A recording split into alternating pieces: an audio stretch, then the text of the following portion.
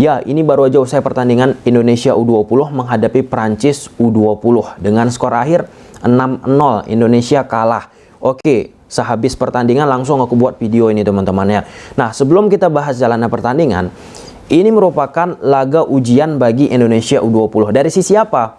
Dari sisi mentalitas. Nah, jadi beberapa waktu yang lalu sempat viral pernyataan dari Coach Sintayong yang menyebutkan bahwa Indonesia U20 sebelum bermain sudah merasakan ketakutan ataupun under pressure, di bawah tekanan, khususnya pada saat menghadapi tim-tim yang levelnya lebih superior di atas pemain-pemain Indonesia U20 teman-teman.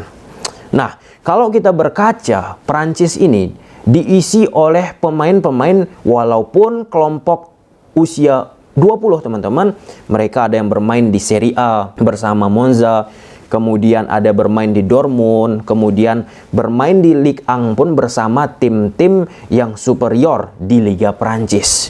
Nah, tentunya ketika pemain-pemain Prancis ini memiliki jam terbang, kemudian memiliki menit bermain yang banyak, akan berbeda dengan permainan Indonesia U20. Terkhusus dari sisi permainan teman-teman. Oke, pemain Prancis memiliki touch, sentuhan yang banyak ketika mereka di usia U20. Sedangkan Indonesia U20 kita, tanpa mengurangi rasa hormat, tetap kita berikan apresiasi teman-teman. Bahkan menit bermain di liga pun mungkin sangat minor sekali. Nah, kemudian ketika menit bermain di liga sangat kecil, sangat minor sekali, diduelkan dalam tanda petik teman-teman dengan pemain-pemain yang memiliki pengalaman, memiliki menit bermain walaupun mereka masih usia 20-an ke bawah, ya di pertandingan inilah kelihatan banget seperti pontang-panting Indonesia untuk menghadapi Prancis, khususnya di babak pertama. Bagaimana cara mereka melakukan passing, sirkulasinya. Coba teman-teman tonton replay pertandingannya. Banyak banget momen itu pada saat Prancis U20 memegang bola, menguasai bola teman-teman. Bolanya itu nggak diberhentikan, gerak terus, mengalir terus teman-teman. Cepat banget dan intensitasnya bagi teman-teman yang suka bola, pecinta sepak bola teman-teman, di pertandingan pertama good banget.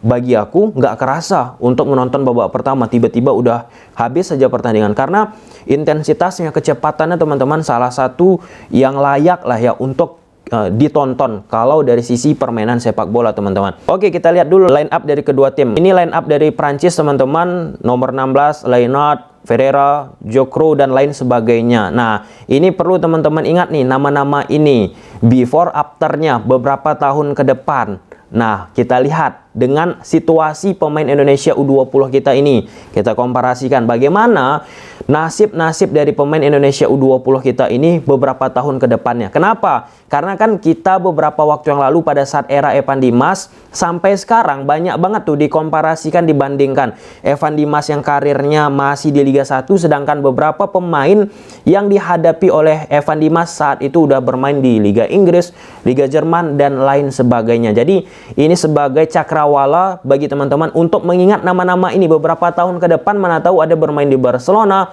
Real Madrid, AC Milan, dan lain sebagainya. Kemudian Indonesia, penjaga gawang ada Cahya Supriyadi. Nah, di pertandingan ini Cahya Supriyadi melakukan kesalahan elementer banget teman-teman ya. Sebab sebelumnya kiper Indonesia juga melakukan kesalahan yang serupa. Jadi berulang kali dilakukan. Kemudian Justin Hubner ada di bawah. Ini luar biasa pemainnya, sangat tenang banget untuk menguasai bola, retention ballnya. Kemudian ada Frankie Misa, Muhammad Ferrari, Ashraf Jaki, Ivar Jenner teman-teman. Ini tenang banget untuk mengalirkan bola, mendistribusikan bola, walaupun ada beberapa kali melakukan kesalahan. Ronaldo Kouateh ya, memang dari match ke match Ronaldo Kouateh ini memang menjadi sorotan. Nah, tapi kita lihatlah ke depannya bagaimana dan apa yang akan dilakukan oleh Coach Shin. Tentunya Coach Shin lebih tahu teman-teman. Kemudian ada Arkan Fikri, Janadin Faris, Marcelino Ferdinand, dan Hoki Caraka. Nah, di pertandingan ini berbeda banget dengan beberapa pertandingan terakhir Coach Shin, khususnya pada saat Coach Shin bersama Indonesia U20 di Turki. Di Turki, Indonesia kerap menggunakan pola 3 back.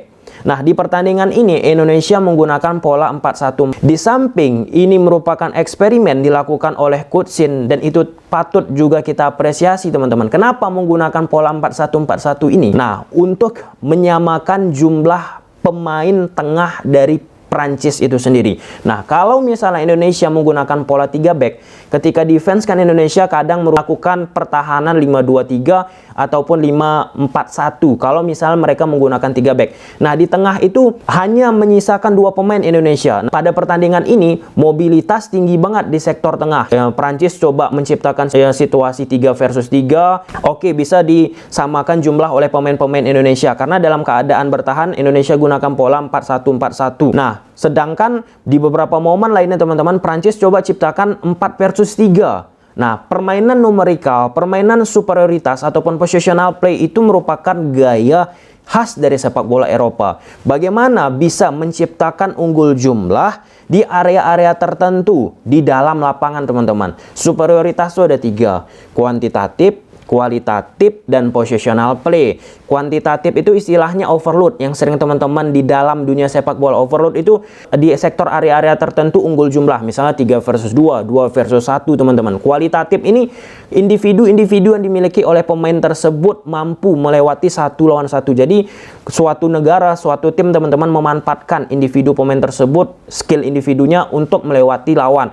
Kemudian positional play yang terakhir, nah memanfaatkan kombinasi unggul jumlah dan memiliki pemain-pemain yang mampu memanfaatkan ruang dari situasi unggul jumlah tersebut untuk menciptakan peluang. Nah, jauh banget memang di pertandingan ini Indonesia menghadapi Perancis. Tapi itulah dia ya, step by step. Memang harus kita lewati situasi sekarang ini teman-teman. Nggak mungkin kita pun hanya menyerah, pasrah diri. Dan apa yang dilakukan oleh Coach Sintayong dengan melakukan beberapa percobaan itu salah satu hal yang patut juga kita apresiasikan. Nggak usah terlalu banyak untuk menghujat lah ya dari pemain-pemain Indonesia. Nah, kemudian di samping menggunakan pola 4-1-4-1 yang kedua, Indonesia di pertandingan ini serupa pada saat menghadapi tim-tim yang lebih superior. Apa itu? Pada saat dilakukan high pressing. Gila banget Perancis teman-teman. High pressing yang mereka lakukan membuat pemain-pemain Indonesia under pressure saat membangun serangan, membuild up serangan teman-teman. Dari penjaga gawang Cahya Supriyadi salah melakukan passing. Sebelumnya Indonesia juga melakukan hal yang sama, kipernya. Ini udah berulang-ulang kali.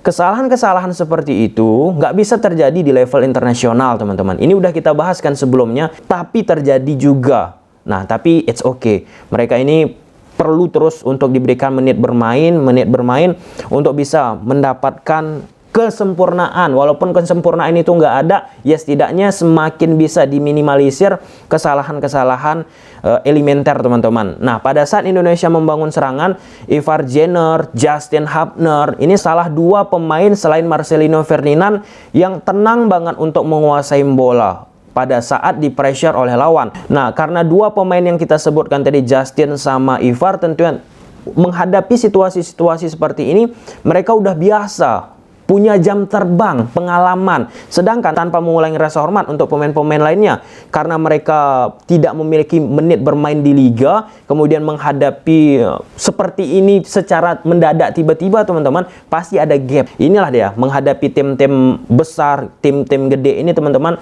mentalitas pun sangat diperlukan. Kita harapkan mentalitas dari pemain-pemain Indonesia U20 pun terus meningkat. Kemudian yang keempat, transisi yang dimiliki oleh Indonesia.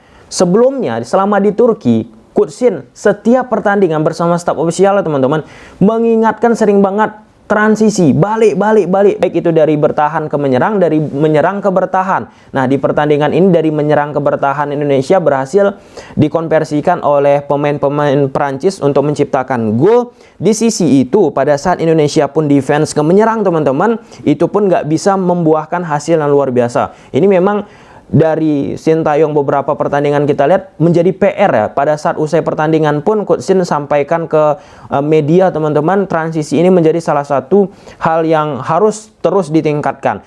Kalau kita lihat apa yang dilakukan oleh Coach Shin bersama Indonesia, baik itu senior ataupun U20, transisi menjadi salah satu pilar yang sangat penting bagi pemain-pemain Indonesia teman-teman. Yang kelima, memanfaatkan ruang. Beberapa kali Indonesia memanfaatkan ruang. Ngerti kita teman-teman?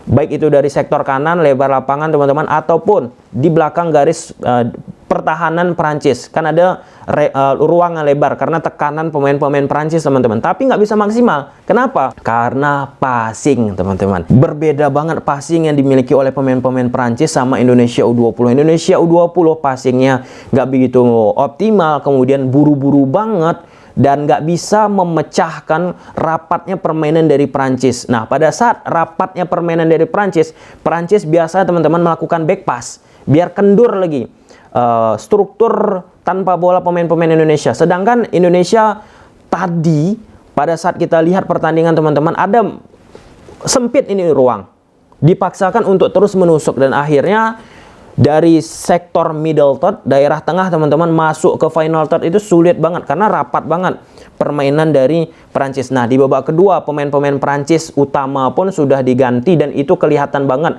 Prancis U20, teman-teman, gap dari pemain utama sama lini kedua jauh banget, dan membuat Indonesia pun permainannya lebih enak, lebih bisa mengalirkan bola 1-2 sentuhan. Namun memang di eksekusi akhir Indonesia sulit banget, Indonesia di daerah final third-nya, teman-teman, ya, untuk menciptakan gol. Bahkan shot on target aja pun Indonesia tidak menghasilkan sesuatu apapun. Nah, kalau kita bicara tentang Prancis dari sisi gap yang ada dengan lapis kedua, memang mereka memainkan sepak bola yang sudah dewasa, yang sudah tahu visi misinya bagus banget, teman-teman. Membangun dari bawah, konstruktif, 1-2 sentuhan, memanfaatkan ruang, memanfaatkan transisi, rapi banget apa yang dilakukan Prancis, khususnya di babak pertama dengan intensitas-intensitas yang mereka miliki, teman-teman. Itu gila sih babak pertama itu, dan ya, Indonesia kita mampu melakukan hal, ya, kita pun harus mengapresiasi pemain-pemain kita yang sudah berjuang selama 90 menit.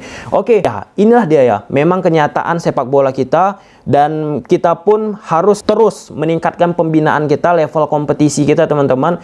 Gak bisa kita terlalu berharap banyak, karena level kompetisi, pembinaan kita, federasi, mungkin orang-orang yang mengelola sepak bola kita mungkin menjadi salah satu yang perlu juga untuk diperhatikan lebih kalau ingin timnasnya bagus. Kan Coach Sin udah katakan, kompetisi bagus, timnas bagus. Itu aja kuncinya. Pertanyaannya kita balikkan, kompetisi kita udah oke nggak? Itu gimana menurut teman-teman? Kita bicara realistis saja, walaupun bola itu bundar ya, teman-teman. Walaupun bola itu bundar. Nah, kan kita harus juga mencermati, percaya proses. Proses yang kita bangun itu apa yang sekarang ini? Nah, sedangkan Prancis membangun proses itu dengan pembinaan, kompetisi, dan lain sebagainya. Kita apa? Walaupun sekarang juga udah kita perbaiki ya, teman-teman. Dan ya, pemain-pemain naturalisasi atau pemain-pemain keturunan sangat membantu Indonesia U20. Berbeda banget ketika mereka menguasai bola. Oke, sampai sini aja dulu videonya. Bye.